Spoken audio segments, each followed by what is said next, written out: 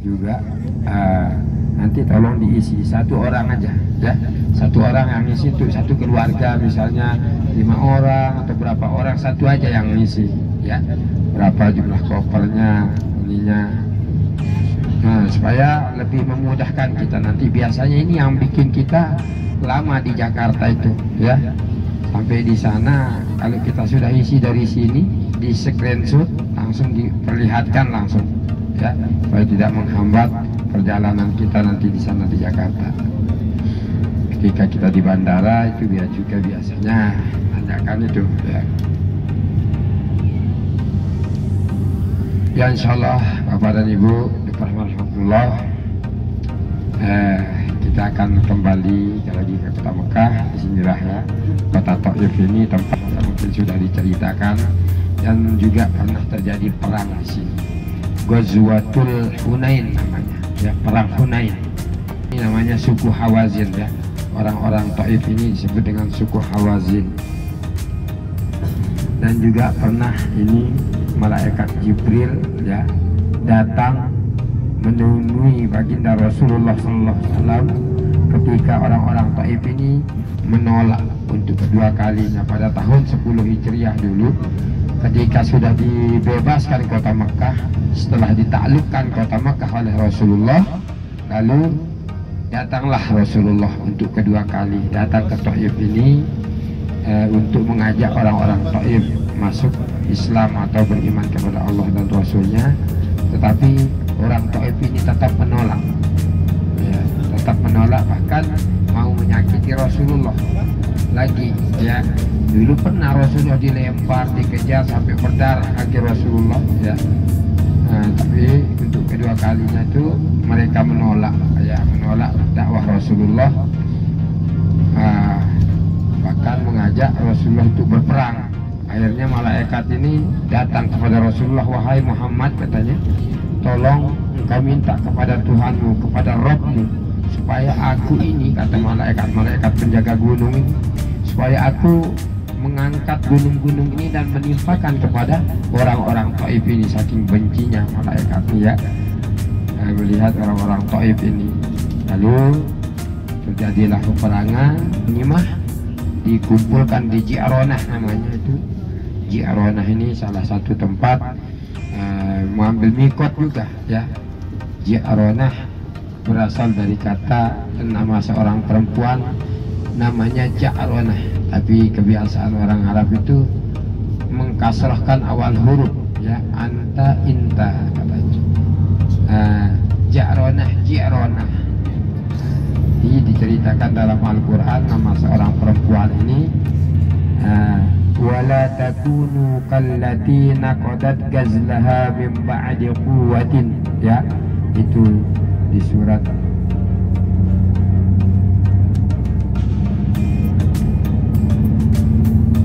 jadi perempuan ini adalah yang namanya Ja'ronah ini, dia memintal benangnya dengan kuat lalu mencerai beraikannya lagi.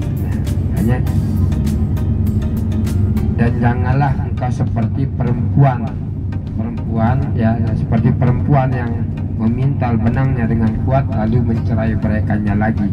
Itu di dalam Al-Quran itu dimaksudkan itu adalah Ja'ronah ya. Nah ini Ja'ronah ini tempat Rasulullah dulu membagikan harta ghanimah, harta rampasan perang yang diambil dari orang-orang Taif, lalu dibagikan kepada penduduk Mekah. Dan tawanan-tawanan itu sebenarnya Sayyidina Umar mau membunuh semua tawanan ya, baik perempuan-perempuan, anak-anak mereka, tapi tidak diperbolehkan oleh Sayyidina Abu Bakar. Lebih baik kita jadikan orang-orang Taif ini miskin. Bagaimana caranya? Yaitu dengan cara menukar semua harta bendanya dengan tawanan ini ya, dengan istri-istri mereka atau anak-anak mereka. Akhirnya orang Taif ini jatuh miskin semua ya. Nah di saat pembagian harta ghanimah dulu di Ji'ronah itu sempat Rasulullah dikatakan tidak adil ya oleh orang-orang Madinah atau Ansor, ya kaum Ansor. Lalu Rasulullah menawarkan kepada kaum Ansor ini atau orang Madinah, mana lebih baik engkau ambil harta ini semuanya, tetapi aku akan tetap tinggal di kota Mekah. Nah, ini setelah mendengar tawaran Rasulullah, semua orang Madinah menangis, ya, menangis mereka. Karena apa? Tidak mau ditinggalkan oleh baginda Rasulullah Sallallahu Alaihi Wasallam. Akhirnya mereka menyerahkan harta yang sudah dibagikan oleh Rasulullah, tapi dia lebih sedikit memang dapatnya, ya, karena orang-orang Mekah ini banyak yang baru masuk Islam.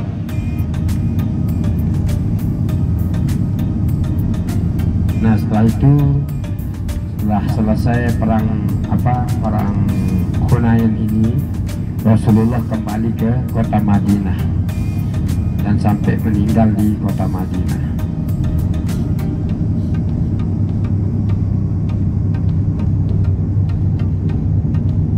Ya Bapak dan Ibu rahmatullah. Jadi tinggal 1 hari saja kita di sini, ya, bisa melaksanakan sholat Jumat besok dan malam Jumat nanti, malam Jumat, supaya bisa i'tikaf, ya, yaitu malam yang paling berkah di dalam 1 minggu. Itu ada malam yang sangat dicintai oleh Rasulullah, itu malam Jumat, ya. Nah, ini kita gunakan waktu ini Bapak dan Ibu, ya, untuk i'tikaf, untuk melaksanakan tawaf sunnah. Yang mampu melaksanakan tawaf sunnah, ya, silakan melaksanakan tawaf sunnah. Terus kalau tidak bisa, i'tikaf saja bisa, ya. Kalau i'tikaf itu karena apa? Karena Allah itu menurunkan 120 rahmat di dalam Masjidil Haram itu Bapak Ibu. Kita duduk saja memandang Ka'bah mendapat 20 rahmat. Nah, itu bedanya. Kalau kita sholat di dalam hotel itu sama memang pahalanya. Selama kita sholat di tanah haram itu sama pahalanya 100.000 kali lipat. Tapi kelebihan kita sholat di Masjidil Haram apa? Allah Subhanahu wa Ta'ala menurunkan 120 rahmat di dalamnya. Bagi orang yang melaksanakan tawaf mendapat 60 rahmat. Bagi orang yang melaksanakan sholat, ya, mendapat 40 rahmat. Bagi yang memandang Ka'bah dan i'tikaf di sana sambil memandang Ka'bah saja, itu mendapat 20 rahmat, 20 kebaikan. Hanya itu kelebihannya Bapak Ibu, ya. Kita sholat di dalam Masjidil Haram. Ya, jadi Bapak dan Ibu, besok kita akan melaksanakan tawaf wada juga hari Sabtu subuh, ya. Sebelum subuh kita melaksanakan tawaf wada.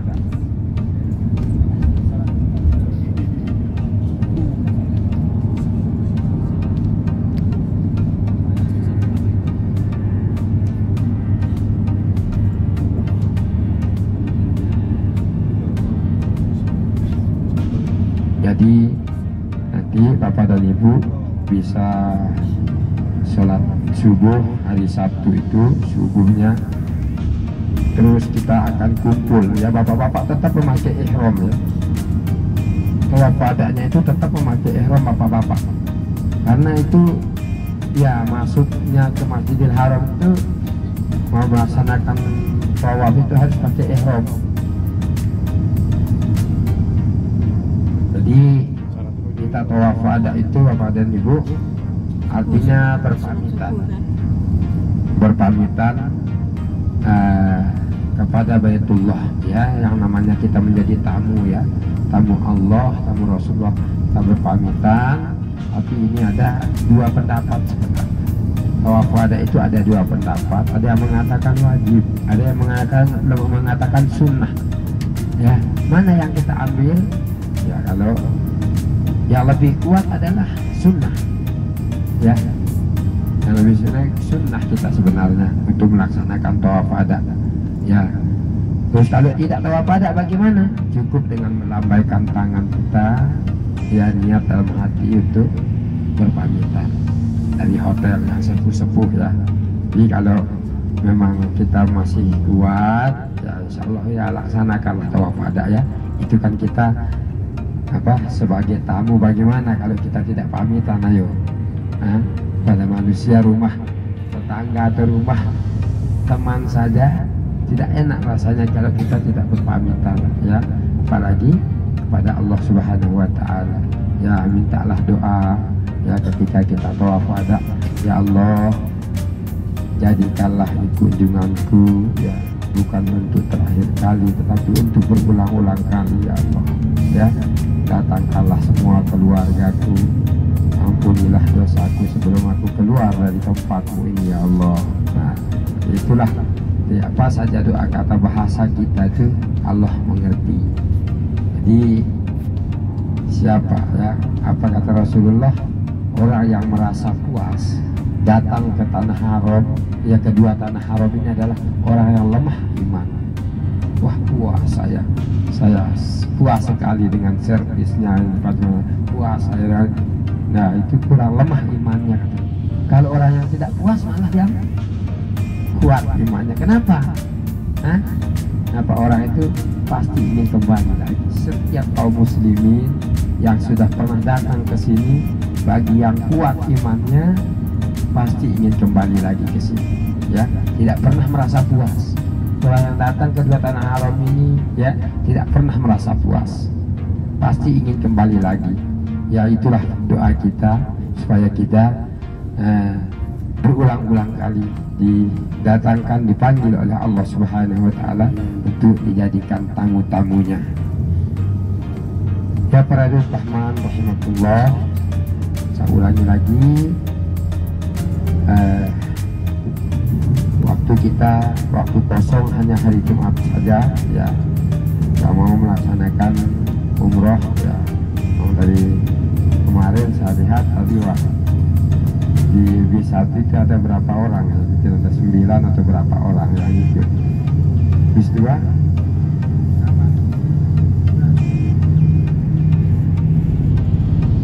11 ya, alhamdulillah ya, alhamdulillah. Ya memang ini satu oleh-oleh kita ya, oleh-oleh kepada orang tua kita yang sudah meninggal, kepada orang-orang yang kita cintai, kepada guru-guru kita, kepada orang-orang yang berjasa ya kepada kita. Kadang-kadang dulu kita juga kalau sudah sering melaksanakan umroh, tiba-tiba kita mengumrohkan para sahabat ya, para sahabat kita umrohkan.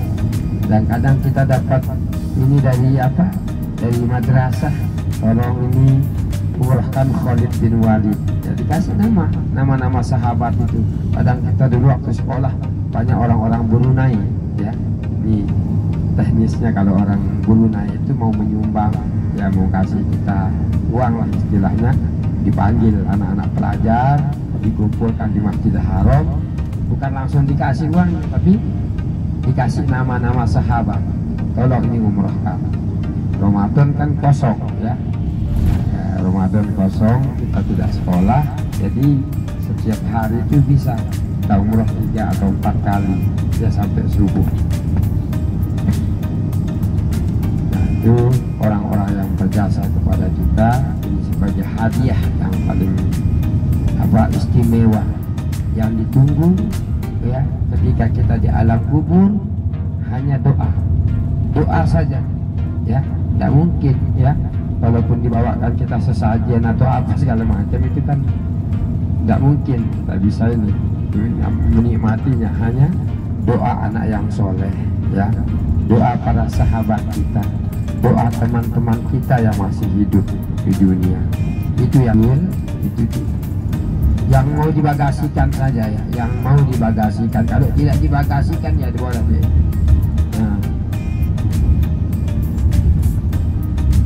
Kalau sampai Jakarta sampai Jakarta itu jam 10 pagi ya, jam 10 pagi GA 981 ya. Berangkat dari sini jam 7, jam 19 kita berangkat dari kota Jeddah ya, dari bandara Jeddah 19.40 sampai di Jakarta jam 10.40. Jadi berangkat naik bis ke Semarangnya sekitar jam 1 siang ya, bisa diperkirakan lah. Dari Jakarta kemarin berapa? Saya kan tak ikut, dari ini tak ikut, orang sini nih. Ini orang sini nih, iya, dia tinggal di sini ya, mutawif kita ya. Ini jarang, pulangnya sekali 2 tahun ya, sekali dalam 2 tahun baru bisa melihat keluarga ya. Ini tapi alhamdulillah ya, kita merasa berterima kasih kepada mutawif ya, terutama saya juga kemarin hilang suara saya sebenarnya waktu di Madinah, kebanyakan minum air dingin, akhirnya tiba-tiba suara hilang ya. Untung ada, iya, sama ini jamaah ya, ada yang seperti itu. Alhamdulillah, terima kasih kepada mutawif kita di sini yang banyak membantu kita ya, baik dalam ibadah ya, waktu ziarah ya, ziarah raudhah, ziarah mana Allah adalah kemuliaan bagi kami.